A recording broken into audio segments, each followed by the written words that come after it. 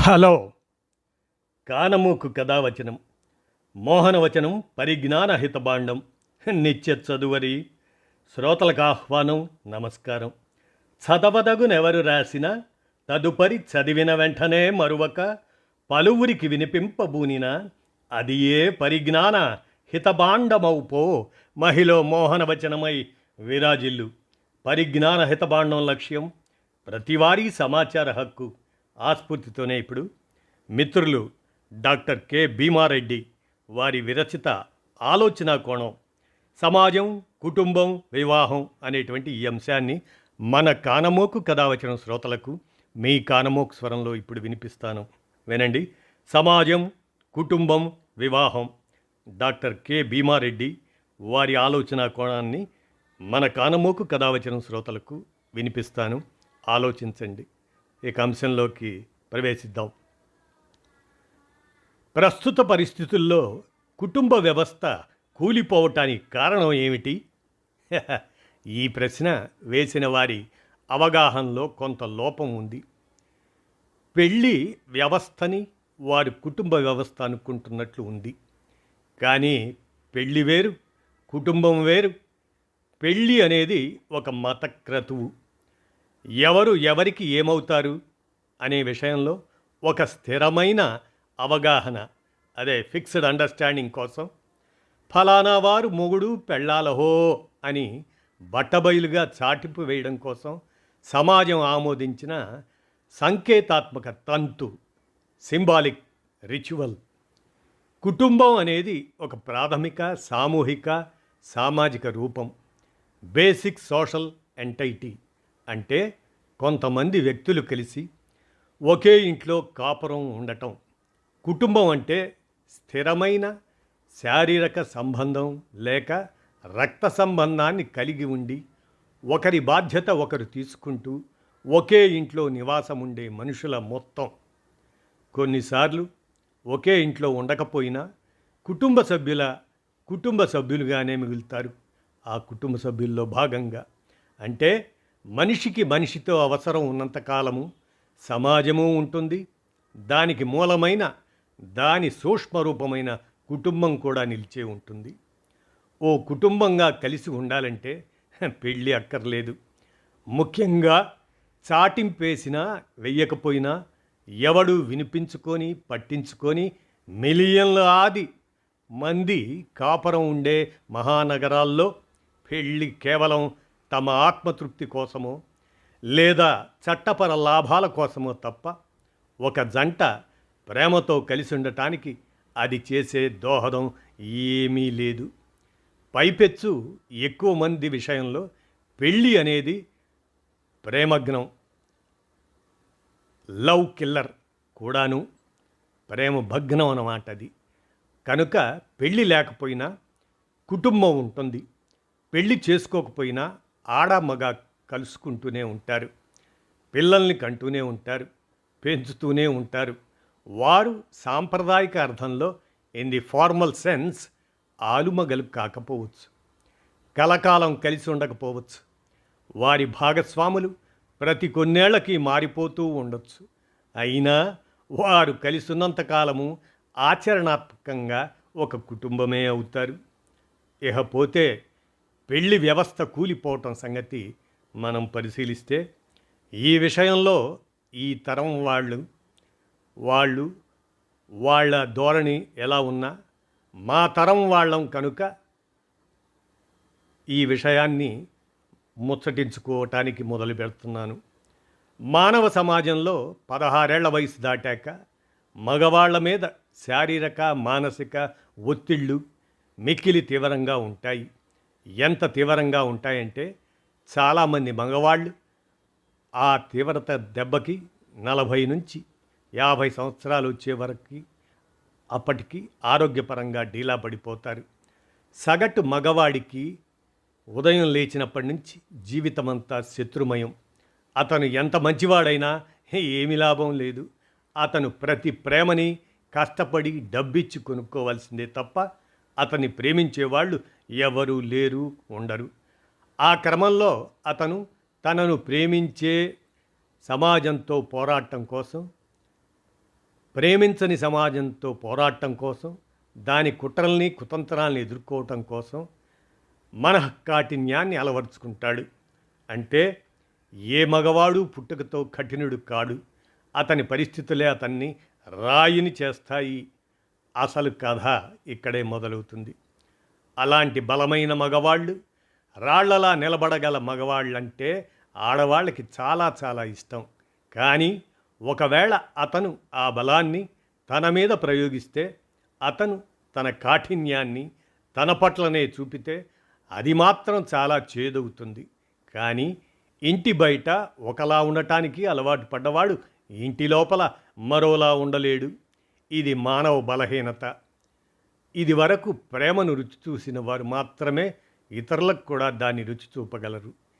నీకేది తెలుసో అదే ఇతరులకు ఇవ్వగలవు. నీకెవరూ ఇవ్వని దాన్ని, నీకు తెలియని దాన్ని నువ్వు ఎవరికీ ఇవ్వలేవు. అదేవిధంగా ఎక్కడా ఎప్పుడూ ఎవరి ప్రేమని పొందని మగవాడు చిన్నతనంలో అందరి చేతుల్లోనూ చితక్కొట్టబడ్డ మగవాడు తర్వాత పెళ్లి చేసుకున్నాక భార్య ఆశించినంత మట్టంలో ప్రేమను అందించలేకపోవటం సహజం. పలువురు స్త్రీలు తమ పుట్టెళ్లలో ముద్దుగా మృదువుగా పెంచబడ్డవాళ్ళు బయటి ప్రపంచపు విషాలు తుమ్మముళ్ళు తగలకుండా తెలియని విధంగా తల్లిదండ్రుల రెక్కల నడుమ కప్పేసి పెంచబడ్డవాళ్ళు. భాషలో కొన్ని పదాలు వాడుకలు ఉంటాయని కూడా వాళ్ళకి తెలీదు. ఇలాంటి ఈ స్త్రీలు అలాంటి మగవాళ్ళని చేసుకున్నప్పుడు జీవితంలో తొలిసారిగా ఒక రకమైన కల్చరల్ షాక్కి లోనవుతారు. తల్లిదండ్రులు ఏనాడు చూపించని వాస్తవ వయోజన ప్రపంచాన్ని, the world of the grown-ups భర్త చూపిస్తుంటే కలవరపడతారు. ఇదివరకైతే అలవాటు పడి సర్దుకుపోయేవారు. ఇప్పుడేమో రోజుకు 3-4 సార్లు తల్లికి ఫోన్ చేసి తన మనసు చాలా కష్టపడుతుందని, ఇలాంటి మనుషుల్ని ఎక్కడా చూడలేదని, అత్తవారిల్లు ఓ జైలు అని, జూ అని చెప్తూ పిసరంతా దాన్ని కాస్త పిండాండం చేసి పెద్ద పెద్ద గొడవలకు దారితీస్తున్నారు. ప్రస్తుత పరిస్థితుల్లో కుటుంబ వ్యవస్థ కూలిపోవటానికి కారణం ఏమిటి అని ఈ ప్రశ్న వేసిన వారి అవగాహనలో కొంత లోపం ఉంది. పెళ్లి వ్యవస్థని వారు కుటుంబ వ్యవస్థ అనుకుంటున్నట్లుంది. కానీ పెళ్లి వేరు, కుటుంబం వేరు. పెళ్ళి అనేది ఒక మతక్రతువు. ఎవరు ఎవరికి ఏమవుతారు అనే విషయంలో ఒక స్థిరమైన అవగాహన, ఫిక్స్డ్ అండర్స్టాండింగ్ కోసం ఫలానా వారు మొగుడు పెళ్ళాలహో అని బట్టబయలుగా చాటింపు వేయటం కోసం సమాజం ఆమోదించిన సాంకేతికాత్మక తంతు అని ఇందాకనే చెప్పాం కదా. అదే కుటుంబం అనేది ఒక ప్రాథమిక సామూహిక సామాజిక రూపం, బేసిక్ సోషల్ ఎంటైటీ. అంటే కొంతమంది వ్యక్తులు కలిసి ఒక ఇంట్లో కాపురం ఉండటం. కుటుంబం అంటే స్థిరమైన శారీరక సంబంధం లేక రక్త సంబంధాన్ని కలిగి ఉండి ఒకరి బాధ్యత ఒకరు తీసుకుంటూ ఒకే ఇంట్లో నివాసం ఉండే మనుషుల మొత్తం అని ఇందాకనే చెప్పినట్లు. కొన్నిసార్లు ఒకే ఇంట్లో ఉండకపోయినా కుటుంబ సభ్యులుగానే మిగులుతారు. అంటే మనిషికి మనిషితో అవసరం, అది ఉన్నంతకాలం సమాజం ఉంటుంది. దానికి మూలమైన దాని సూక్ష్మరూపమైన కుటుంబం కూడా నిలిచే ఉంటుంది. ఇక ఓ కుటుంబంగా కలిసి ఉండాలంటే పెళ్ళెక్కర్లేదు. ఇందాక మనం అనుకున్నట్లే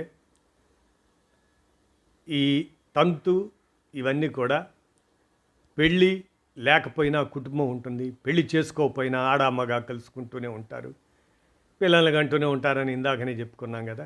ఇకపోతే పెళ్లి వ్యవస్థ కూలిపోవటం సంగతి పరిశీలిస్తే ఈ విషయంలో ఈ తరం వాళ్ళు మరి ఎలా ఉన్నా మనం ఇందాక అన్నట్లుగా ఆ విషయాన్ని మళ్ళీ చెప్పాల్సిన అవసరం లేదు. పలువురు స్త్రీలు, వీళ్ళకి తోడు స్త్రీలకి మరి స్త్రీలకు 100% అనుకూలంగా, మగవాళ్ళకి 100% వ్యతిరేకంగా ప్రభుత్వం చేసిన చట్టాలు, అవి ఎక్కువ భాగం ఎమర్జెన్సీ చట్టాలు.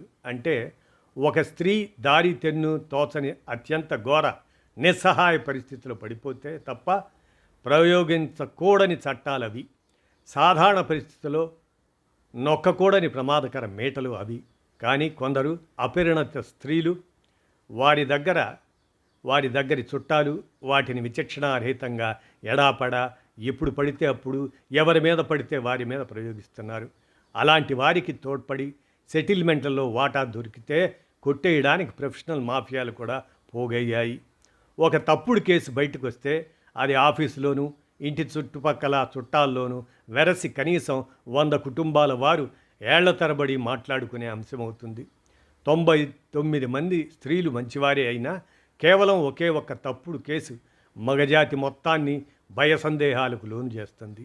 ఈ పరిస్థితుల్లో పెళ్లి చేసుకోవాలా అనే సంశయంలో పడిపోయింది మగజాతి. మరోపక్క మన మీడియా మగవారి మీద అత్యంత తీవ్రమైన దుష్ప్రచారానికి పాల్పడుతుంది. అది ప్రచారం కాదు, కాలకూట విషం, మిస్ఇన్ఫర్మేషన్ క్యాంపెయిన్. మరి వాళ్లకు తండ్రి, భర్త, కొడుకు, అన్న, తమ్ముడు ఎవరూ లేరో ఏంటో మనకు తెలీదు. వాళ్ళ దృష్టిలో మగవాళ్ళంటే రేపిస్టులు, మోసగాళ్ళు, హంతకులే తప్ప కుటుంబాన్ని పోషించడం కోసం పెళ్లి మానుకున్న అన్నలు, కూతుళ్లను సెటిల్ చేయటం కోసం అప్పుల పాలైన తల్లిదండ్రులు, ఇలాంటి వాళ్ళెవరూ కనపడరు. ఎక్కడైనా ఒక మానభంగమో హత్యో జరిగితే అమాంతం ప్రపంచంలో ఉన్న 400 కోట్ల మంది మగవాళ్ళు రేపిస్టులైపోతారు ఈ మీడియాకి.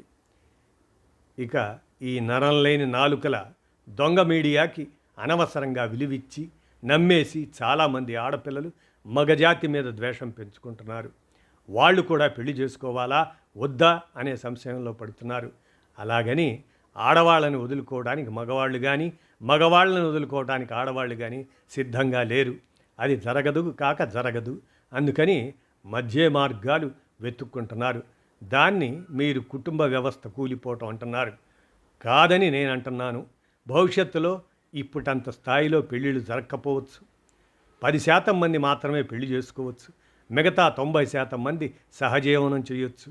కానీ ఆ 10 మంది ఇప్పటిలా ఎవరో ముక్కు మొహం తెలియని వాళ్ళని కాకుండా చిన్ననాటి నేస్తుల్ని, నేస్తరాళ్ళని, అలాంటి బహుదగ్గరి వాళ్ళని చేసుకొని చట్టపరంగా రాగల ముప్పుల్ని వీలైనంత వరకు నివారించుకుంటారు. ఆ 10% జంటల మీదే మానవ జాతి భవిష్యత్తు మొత్తం ఆధారపడి ఉంటుంది. ఆనాటి పరిస్థితుల్లో అసలు జంటలంటూ ఉంటే చాలు, అవి అక్రమ జంటలా సక్రమ జంటలా అనే చర్చ అనవసరం. దీనికంతటికీ 2 కారణాలు. ఒకటి, ఒక వరలో 2 కత్తులు ఇముడుతాయా అంటూ దశాబ్దాల తరబడి చేసిన అబద్ధ ప్రచారం. కాదండి, ఇన్ని కత్తుల దెబ్బకి ఆ వర విరిగిపోతుంది, చిరిగిపోతుంది. ప్రభుత్వాలు చట్టాల పేరుతో కుటుంబ వ్యవహారాల్లోనూ, వ్యక్తిగత వ్యవహారాల్లోనూ, మానవ సంబంధాల్లోనూ విచ్చలవిడిగా వేలు పెట్టడం, వీటి తాలూకు అన్ని సివిల్ క్రిమినల్ చట్టాలని పూర్తిగా రద్దు చేయాలని నవ్య మానవతావాదులు కోరుతున్నారు. ఎవరి జీవితాన్ని వారికే వదలండి, ఎవరి సమస్యల్ని వారే విడదెంచుకోనివ్వనండి. ఎవరి పెద్దలు వారికి ఉన్నారు. అనవసరంగా కోర్టులకు, పోలీస్ స్టేషన్లకు రప్పించవద్దు. చట్టబద్ధంగా ఆడామగ శృంగారాన్ని చంపేయొద్దు అంటూ రాజకీయ నాయకులు ఏ అంశాల్లోనైతే వేలు పెట్టరో అవన్నీ ఆరోగ్యంగానే ఉంటాయి అంటూ మిత్రులు డాక్టర్ కె భీమారెడ్డి వారి ఆలోచన కోణంగా సమాజం, కుటుంబం, వివాహం ఇవన్నీ నేటి పరిస్థితుల మీద ఒక కోణంగా వారి ఆలోచనను అందజేసిన మీదట మన కానమోకు కథ వచ్చిన శ్రోతలకు మీ కానమోకు స్వరంలో ఈ అంశాన్ని వినిపించాను. విన్నారుగా, ధన్యవాదాలు.